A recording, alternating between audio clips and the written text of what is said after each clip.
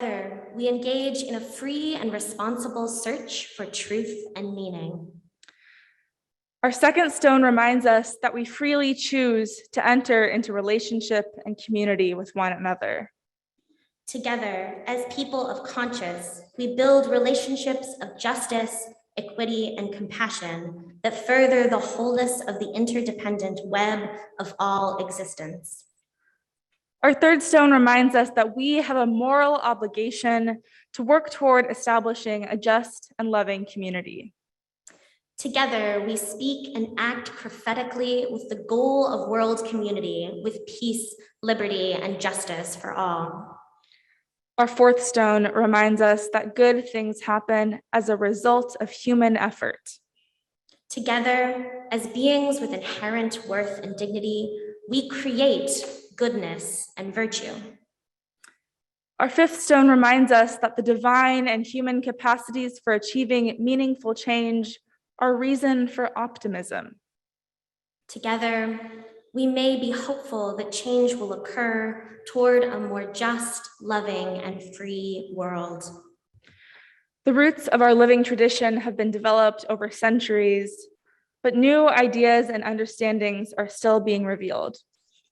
Some stones are smooth and polished, while others are newly found and rough. We are a part of this living tradition. Through it, we become whole, and through us, our traditions become whole. Thank you, Martha, and good morning, everyone. Good morning. It is so great to be with you all here today. I've been up and singing and doing and talking and things, but I will introduce myself. My name is Karishma, and I use she and they pronouns, and I'm a junior at Wellesley College, and the last time that I was here in this congregation in person was in February of 2020. It was the very last time I set foot in a church before the pandemic began. So it's great to be back with you all, and thank you so much for all of you joining on Zoom. Now, in the years since then, we have learned so much about what it means to be together. And I at least have learned so much about what it means to be a Unitarian Universalist. It's said that once the famous Universalist minister, Hosea Ballou, was arguing with a Methodist colleague over the issue of eternal damnation. And the Methodist said, if I was a Universalist and I didn't fear the fires of hell, I could hit you over the head, steal your horse and saddle, and ride away, and I'd still go to heaven. And Ballou answered, if you were a Universalist, the thought would never occur to you. Now, some Unitarian Universalists like to claim that since we are a non-creedal faith, we therefore can believe anything we want. I hope after Martha's Time for All Ages, we know that is not true. Although our values allow for a wide range of personal beliefs, I would argue that there is indeed a shared Unitarian Universalist theology, much of which has emerged from the heretical traditions of Unitarianism and Universalism. And the word heretic comes from the Greek heretikos, meaning to choose. For Unitarian Universalists, being heretics is a part of our history. The beginnings of Unitarianism and Universalism in America both emerged from theological disputes with Protestant Christianity. Early Unitarians and pre-Unitarians, like Charles Chauncey, Henry Ware, and Theodore Parker, constantly argued with other Calvinists about the ideas of human free will and predestination. Early Universalists, like John Murray and Caleb Rich, challenged the flaws of Protestant Christianity from another angle, convinced that salvation must be for all, instead of for a select few. And both groups were ridiculed, denounced, and rejected. Universalist poet Edwin Markham later wrote, "They drew a circle to shut me out. Heretic, rebel, a thing to flout. But love and I had the wit to win. We drew a circle and took them in." Heretics are the ones who are able to choose. The free thinkers, the progressive religious leaders of our faith. And we are also the ones drawing the circle wider, embracing those marginalized communities that have been harmed by the status quo. From the invasion of Ukraine to the recent leaked Supreme Court documents about Roe v. Wade, authoritarian groups and governments have gained confidence and political and legislative control all over the world. Martin Luther King Jr. once said that injustice anywhere is a threat to justice everywhere. The history of Unitarian Universalism is inextricably linked with our opposition to authoritarian power structures and far-right violence. Another Martin Luther King Jr. quote that I love is, "The moral arc of the universe is long, but it bends towards justice." And what many people do not know is that this quote was actually first declared nearly 100 years earlier by Unitarian leader Theodore Parker. Parker believed that the moral arc of the universe bends towards justice. But I think as Unitarian Universalists, we have to go a step further. The arc bends towards justice when we bend it. Unitarian Universalism is a living, breathing faith, always growing, always changing, always ready to learn more and do more. A mentor of mine, Bart Frost, once declared UUs as heretical saints, those who teach that all are worthy, all are loved, all is holy, and all is connected. And I don't think those beliefs should be heretical, but nevertheless, here we are. And when explaining the moral arc of the universe, Theodore Parker noted, "The arc is a long one. My eye reaches but a little ways." And whether talking about social justice as he was, or the progression of liberal religious theology, as I am, the point remains. One human life is too short to see the full path of the universe and our journey through it. William Ellery Channing, Hosea Ballou, Theodore Parker, and many more ministers and congregants alike from the 18th, 19th, and 20th centuries have each done their part in bending the moral arc of the universe further towards justice and the theological arc of our faith further toward liberation. But that brings us to today. Just earlier this week, 10 days after the grocery store shooting in Buffalo, New York, that killed 10 Black people and injured 3 others, yet another mass shooting occurred. On Tuesday in Uvalde, Texas, 19 students in the 2nd, 3rd, and 4th grades, and 2 4th grade teachers were killed, and 17 others were wounded at Robb Elementary School. I had just finished elementary school when the Sandy Hook shooting occurred. I remember with vivid detail exactly where I was in my 6th grade math class when my teacher, who had young children of her own, abruptly burst into tears. On Valentine's Day in 2018, I was on a field trip to the library with my junior class when I heard the news about Parkland.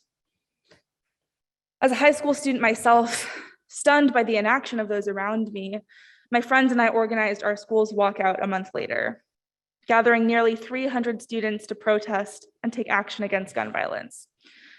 We held moments of silence, called and texted our politicians, registered students to vote, but none of it seemed like enough. And it clearly wasn't. A common refrain from politicians after a tragedy like in Uvalde is to send thoughts and prayers. We clearly know that thoughts and prayers aren't enough. But I've begun to hear people say to the politicians, leave the thoughts and prayers to the clergy. But thoughts and prayers aren't enough for us either. If traditional Unitarians and Universalists favored an egalitarian approach to salvation, believing all are to be delivered from sin and evil after death, modern Unitarian Universalism must bring those ideas from the future to the present. We believe in salvation in this life. The idea that not only should universal salvation apply to our souls after death, but also to each life on earth.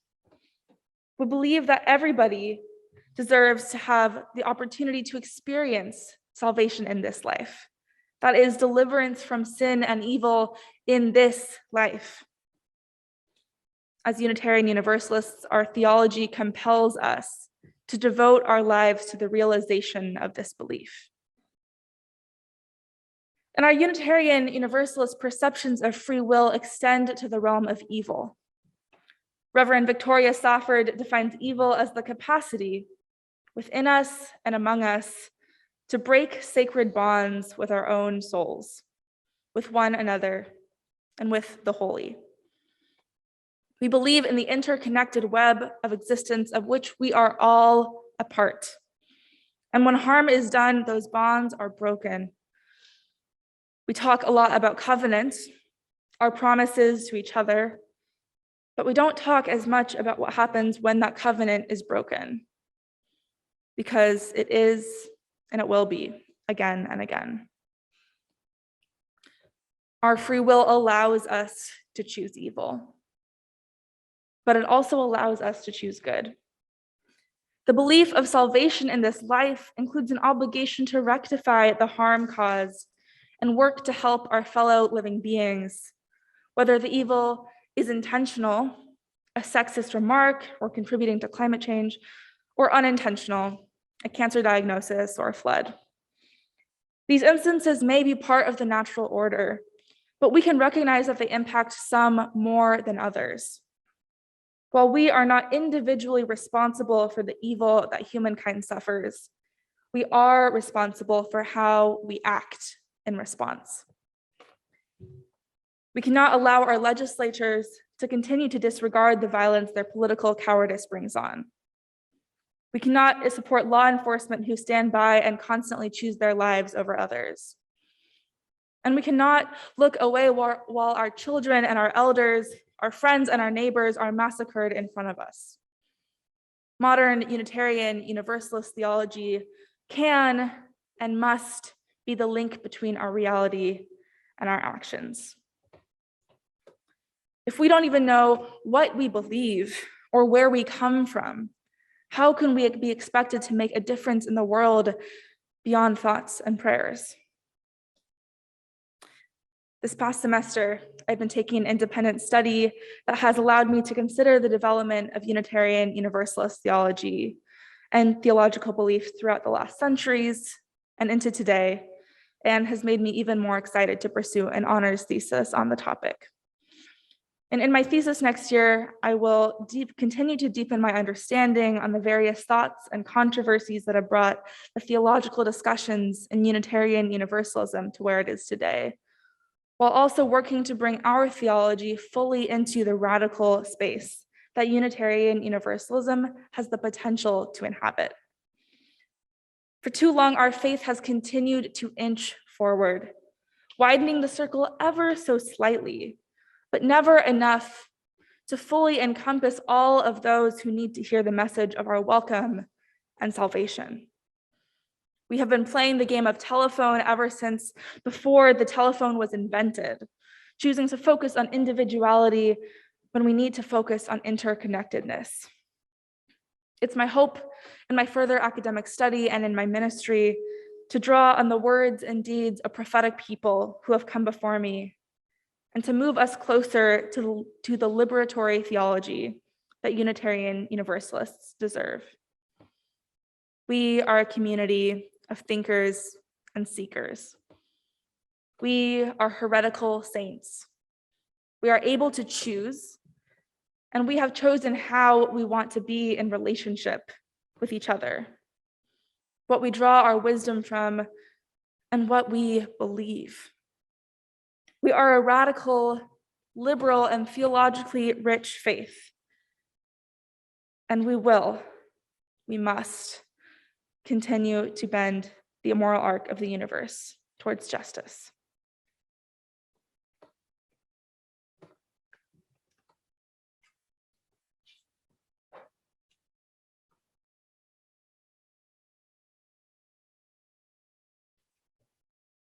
Thank you so much, Krishma.